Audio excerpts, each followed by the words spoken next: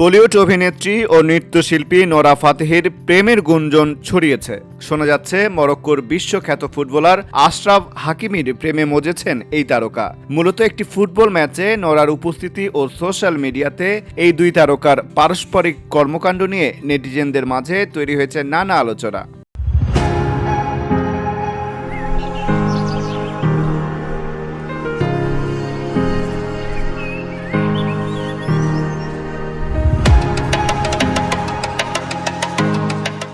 সম্প্রতি African cup of Nations 2025-এর একটি ম্যাচে মরক্কোকে সমর্থন দিতে গ্যালারিতে উপস্থিত ছিলেন নোরা ফাতেহি। এরপর থেকেই হাকিমির সঙ্গে তার সম্পর্কের গুঞ্জন ছড়িয়ে পড়া বিভিন্ন পোস্টে দাবি করা হয় স্রেফ প্রিয় দলকে নয় বরং কথিত প্রেমিক হাকিমিকে উৎসাহ দিতেই মরক্কোয় উড়ে গিয়েছিলেন Nora.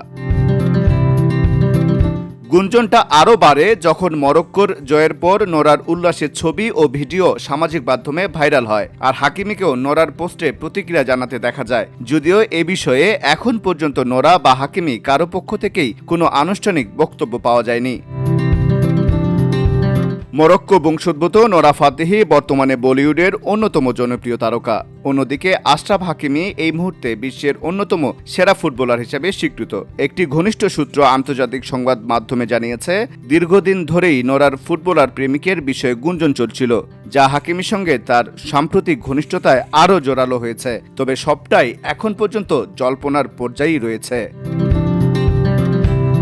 Video Bangla news desk.